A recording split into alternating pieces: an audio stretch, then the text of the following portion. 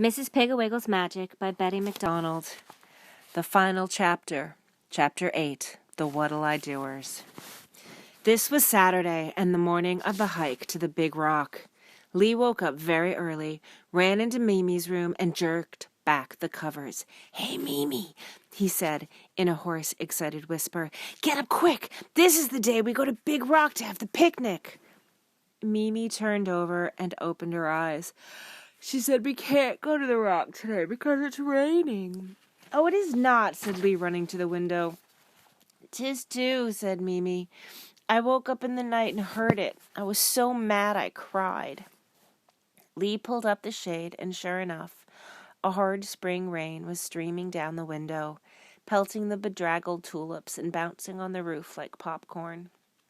Lee was almost 11, but he felt like crying too because he had been counting on this hike for weeks. So had all the other children. Mrs. Pigglewiggle was going to take them all to the big rock, and they were going to walk behind the waterfall, climb up on the rock, and take turns looking through Mrs. Pigglewiggle's very powerful spyglass, build a big bonfire, and roast potatoes and weenies. They'd planned to leave at 6:30 this very morning. "Wow, I hate the rain," said Lee, pounding on the window seat.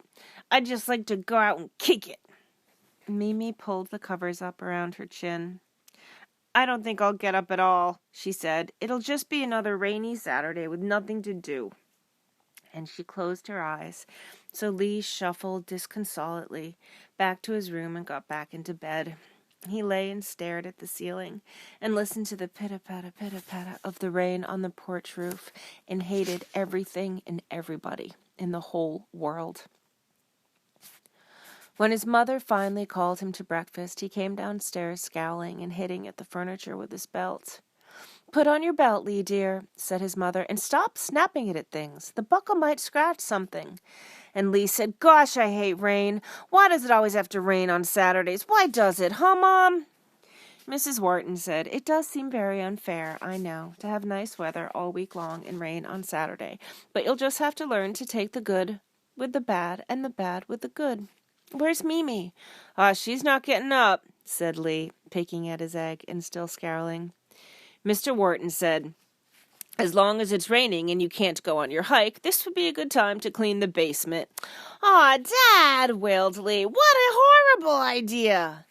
"Not at all," said Mr. Wharton. "You must learn to make the best of things in this world, and the best possible thing you could make of this rainy Saturday is a good job on the basement.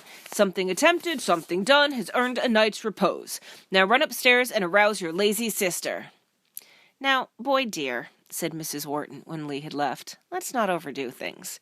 Remember, this rainy day is a dreadful disappointment to the children, and I hardly think that cleaning the basement, which is really your job, is any compensation for their disappointment."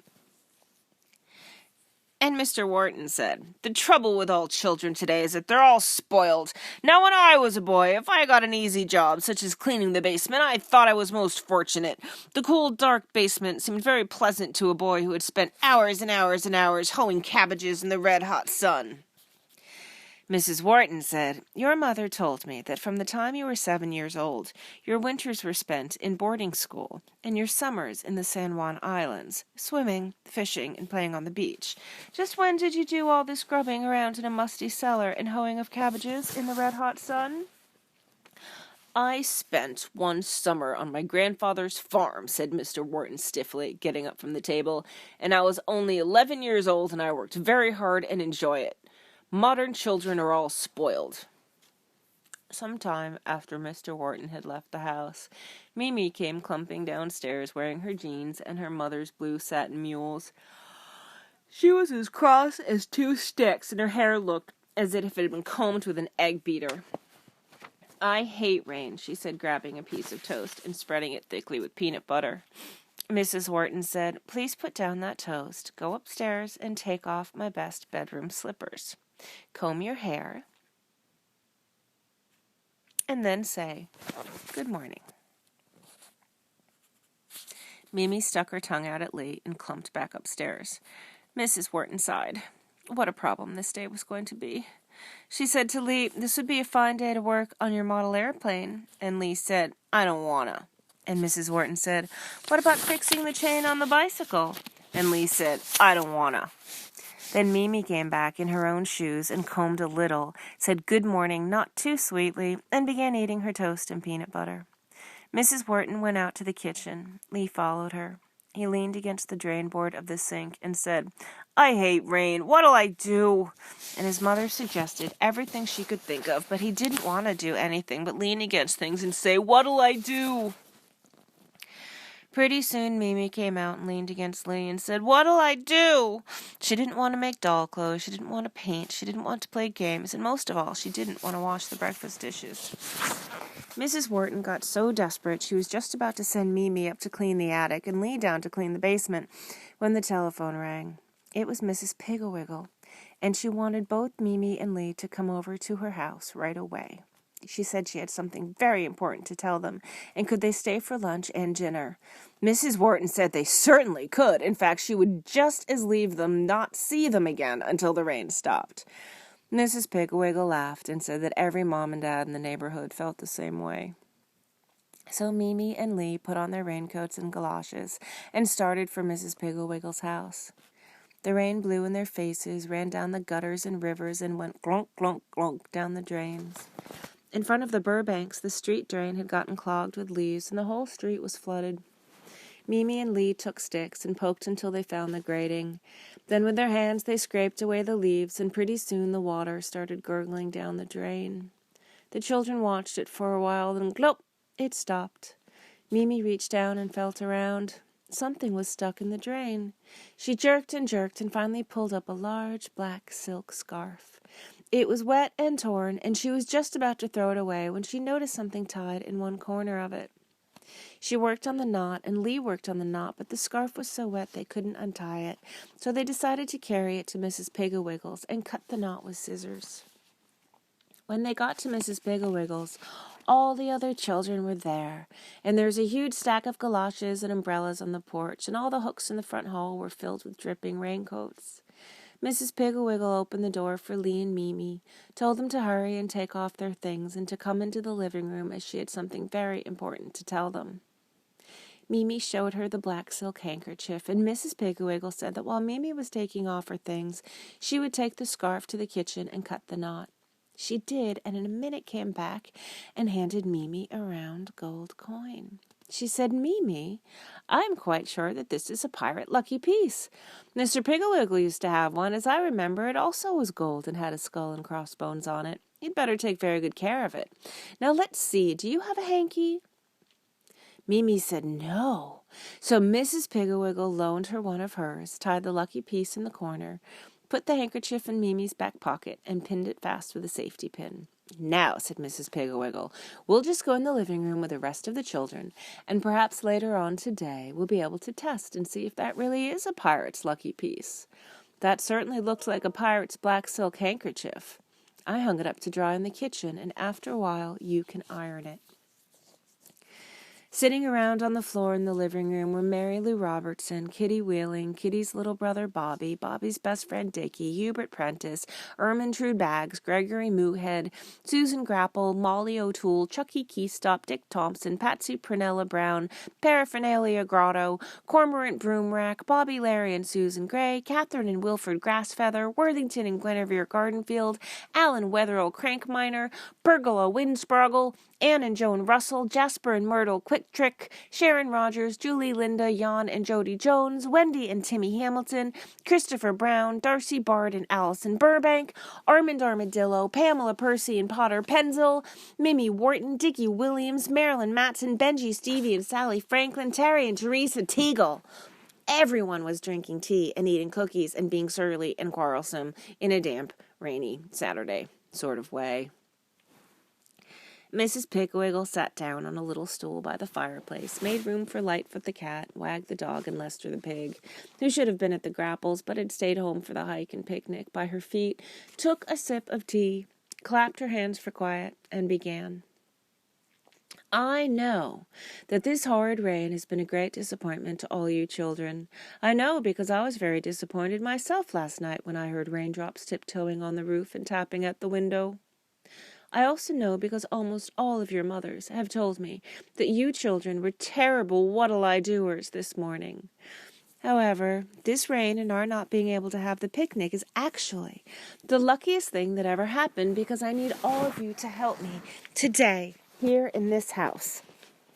You see, a long, long time ago, when Mr. Pigglewiggle and I decided to build a house upside down, because when I was a little girl I used to lie in bed and wonder what it would be like if the house were upside down.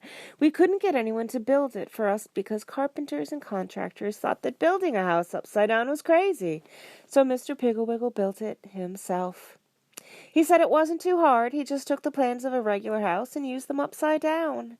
As you all know, Mr. Pigglewiggle, before he retired, was a pirate and had collected quite a sizable treasure. Part of this he buried very deep somewhere in the yard, and the rest of it he hid in the house, in secret cupboards and drawers. I didn't know anything about these secret cupboards and drawers until the house was all finished. Then Mr. Pigglewiggle told me about them and said that there were enough secret drawers and cupboards filled with treasure to last me the rest of my life. He would not tell me where they were because he said he wanted me to experience the joy of seeking and finding treasure. I didn't even look for any of the treasure until after Mrs. Pigglewiggle died. Then one day, when I had used up the very last of my money, I hunted and finally found a little secret drawer filled with money.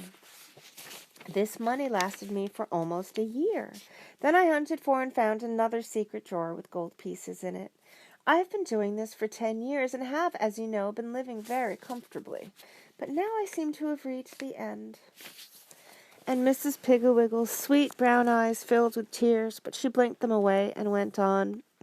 You see, if it hadn't rained today, we wouldn't have been able to have a picnic anyways, because I used the last of the flour yesterday to make these cookies, and now there's nothing at all to eat in the house. All my money has been gone for days and days and days, and I've looked and looked until my eyes hurt for another secret drawer or cupboard, but I can't find one. I stayed up all night long last night looking and hoping I'd find one before morning so that I could buy the supplies for our hike, but I had no luck. Of course, the money may be all gone, but I just can't believe that. I've never been extravagant, and Mr. Pigglewiggle knew that I was very healthy and would live a long time. No, I think I've lost my feeling for secret cupboards and drawers, and that is why I have asked you children to come over and help me, because I know that there are no better lookers and finders in the world than children, and you all know this house, how peculiarly it is built, and I'm sure that if anything was hidden in it, you would find it. Now, you must all promise me on your word of honor that you will not mention this to one soul, not even your mothers and fathers, because if word ever got around that I had money hidden in my house, the burglars would be thick as thieves. I'm certainly hoping that you will find something before lunch, but if you don't, we'll just have a cup of tea and keep on looking. Fortunately, I have plenty of tea and water. Now, if you don't mind, I'm going up to my room and lie down for a little. I'm very tired. Lester got up and helped Mrs. Pigglewiggle to her feet. Then Mrs. Pigglewiggle, Lester Wag, and Lightfoot went up the stairs to her room and shut the door. For a minute or two the children just sat and looked at each other. Then Jody said, "Boy, I'll bet I can find that old money. I bet it's in the cellar." And he jumped to his feet, and he and Jan raced for the cellar door.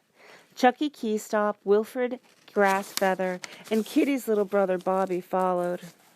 Mary Lou Robertson said, "I think we girls should wash the teacups and tidy up the kitchen. Come on, everybody. Boys, too, actually. Bring your cups to the kitchen." And Hubert Prentice said, "I think we should organize this search. Give everybody a certain territory and have reports." "Oh, that's dull," said Joan Russell. "We don't want report cards." "I didn't say report cards," said Hubert. "I said reports, like soldiers do." "I think we should just stack up the cups and immediately start hunting for secret panels," said Molly O'Toole.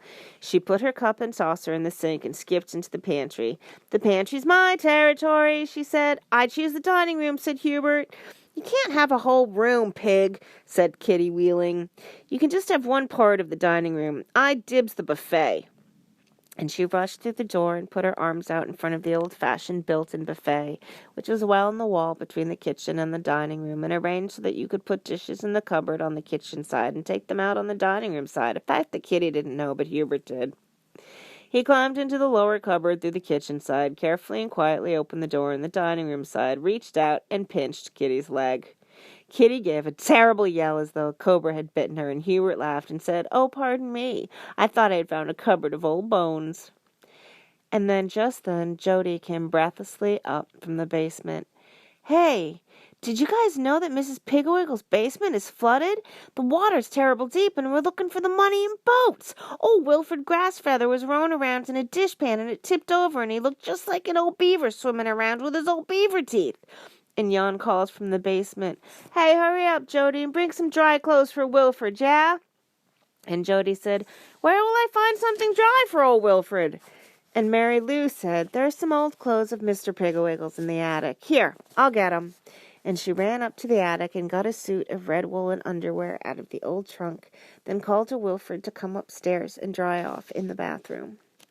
Then she went down to the basement and told Jan and Judy to row over to the woodroom and get some wood so she could build up the fire and dry out Wilfred's clothes. And then she remembered that she's supposed to call Jan, not Jan, and she said shoo. The basement was certainly flooded. The water was up to the fourth step and getting higher all the time.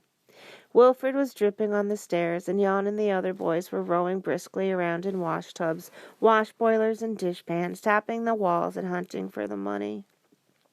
Dick Thompson came down and told them to look for the basement drain, but they said they were going to look for the money while the water was high, and they could see up by the rafters.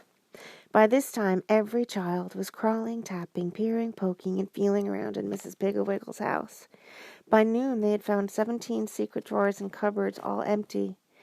Patsy found the first one. She went to pull out a drawer in the kitchen and pulled too hard, and it came all the way out, and lo and behold, way behind it was another drawer. And Patsy screamed with excitement, and everybody came running, even Wilfred, looking just like a giant firecracker in Mr. Pigglewiggle's long red underwear. Then Jody came yelping up from the basement with one leg soaking wet clear to the hip, and he'd found a secret cupboard in the tool bench. He'd just happened to lean hard on the end of the bench to keep his boat from bumping into Jan's, when the end of the tool bench came open and there was a secret cupboard, but empty. Then Molly found a little door in the ceiling of the pantry and another empty secret cupboard. Then Mary Lou found that one of the bedposts in the spare bedroom unscrewed, and underneath it was a tiny drawer that pulled out, but it was empty. Then Armand Armadillo, who of course happened to be looking at the encyclopedia, found a little sliding panel in the bookcase, and when he opened it, there was a tiny little cupboard, empty. Then Lee Wharton found a brick in the fireplace. A brick that seemed perfect. It came out on little hinges, and behind it was a tiny drawer that pulled out, but it was empty. Paraphernalia Grotto found a board in the living room floor that lifted up, and there was a little cupboard, empty. Mimi stood by the window, looked out at the driving rain, and thought, everybody but me is finding the secret cupboards and drawers. I'm just an old silly. Poor Mrs. Pigglewiggle needs the money so much, and I don't even know where to look." And tears of self-pity stung her eyelids. She reached for her handkerchief, remembered she didn't have one, and wiped her eyes on the back of her hand. "What's the matter, Mimi?" said a soft little voice. Mimi looked down, and there was Linda Jones, standing forlornly behind the curtain with her thumb in her mouth. Mimi said, "Everybody's finding the secret drawers and cupboards but me." And Linda said, "And me. Every time I find a good place to look, one of the bigger, faster kids has already looked there. Anyway, I'm hungry. It must be way past lunchtime." Pergola Winsproggle, who was sitting sadly in a chair nearby, said, "It's almost 2:00, and I'm starving. Are there any cookies left?" Mimi said, "Not one. But we can make some tea. I'll bet poor Mrs. Pigglewiggle would like some." "How do you make tea?" said Linda. "Oh, you just pour some tea in the pot and pour in some hot water," said Pergola, who had never made any. "All right, then you make it," said Mimi. "Linda and I are going to take a look at the attic."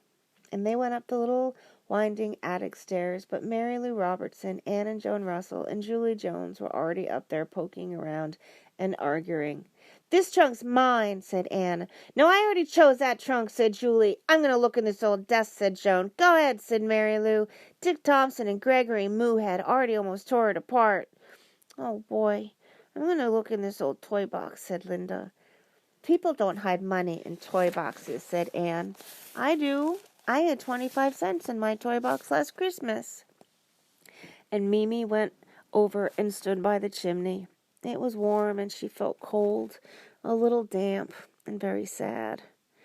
Ouch! Something stuck her.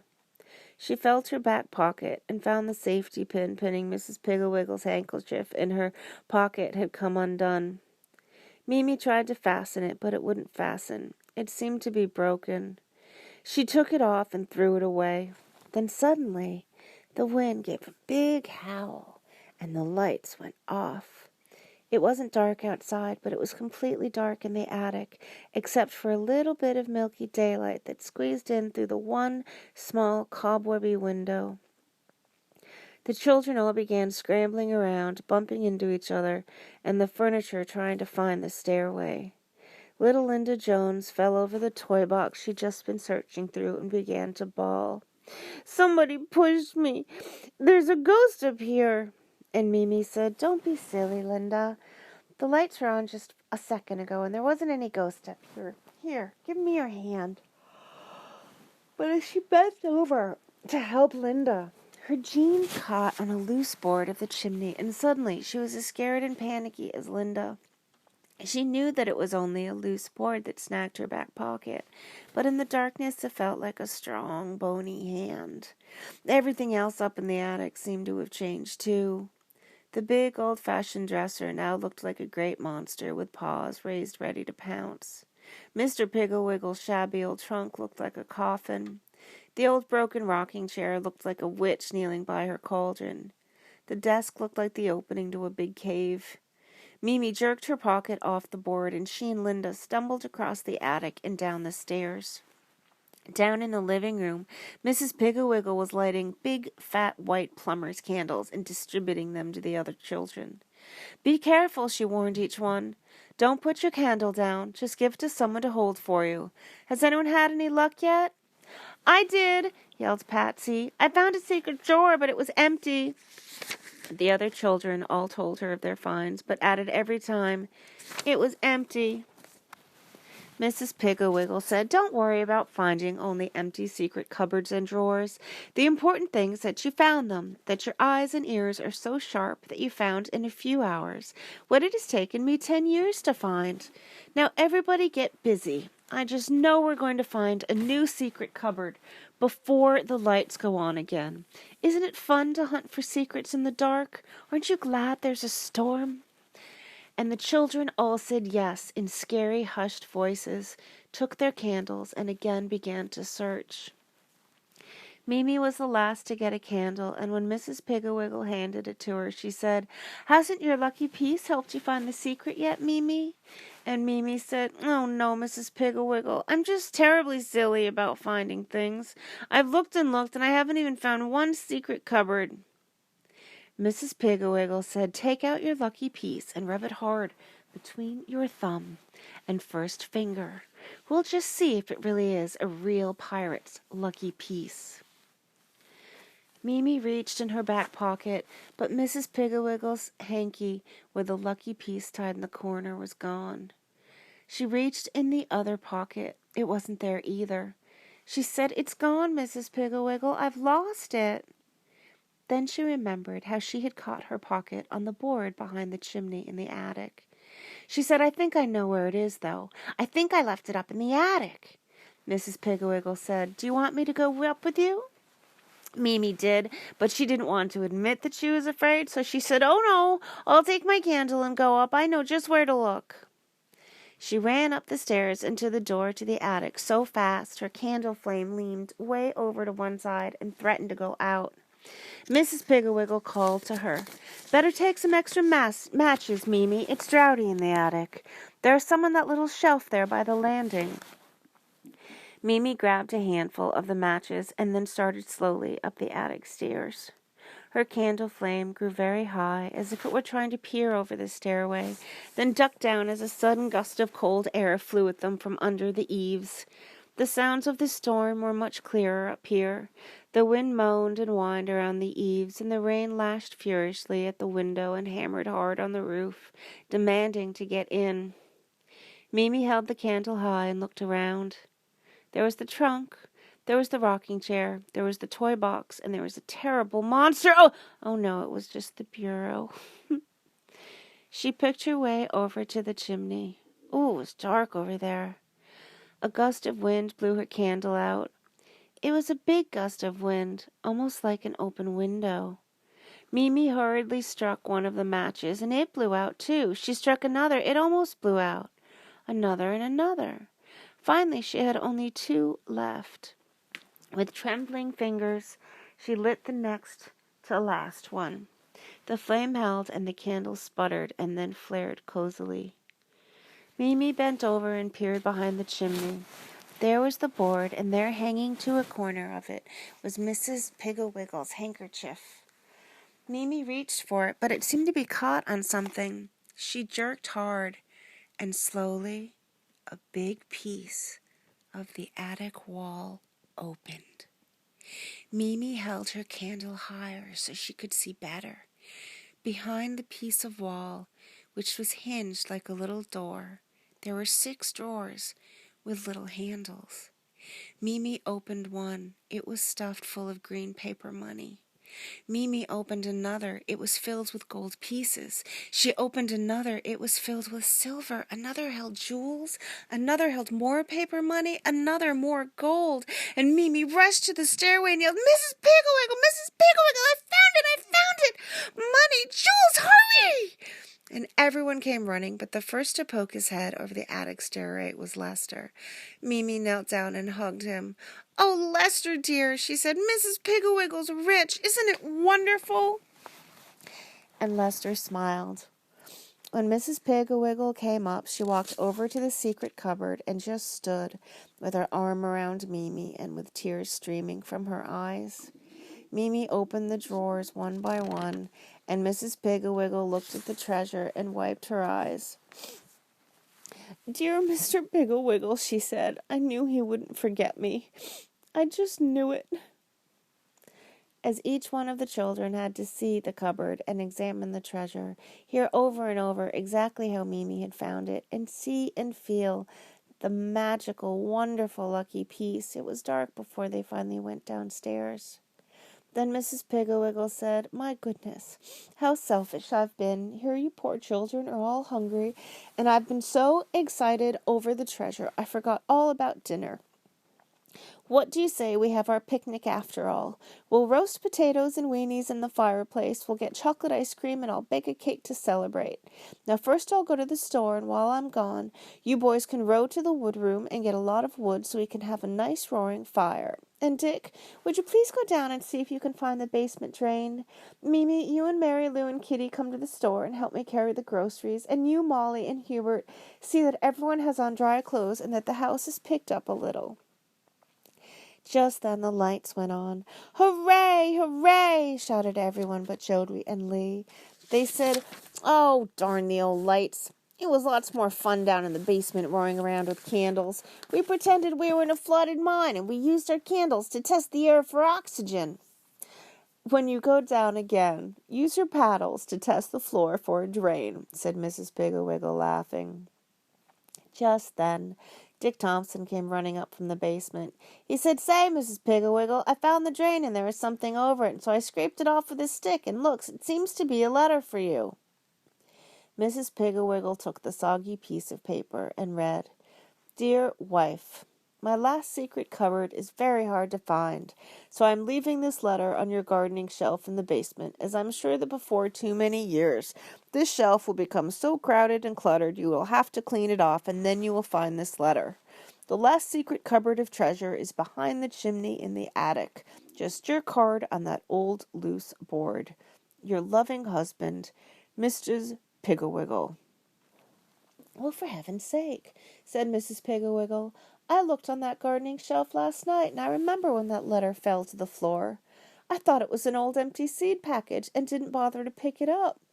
I never would have found it if it hadn't been for you, Dick, and I never would have found the secret drawers. This rain certainly has brought us luck.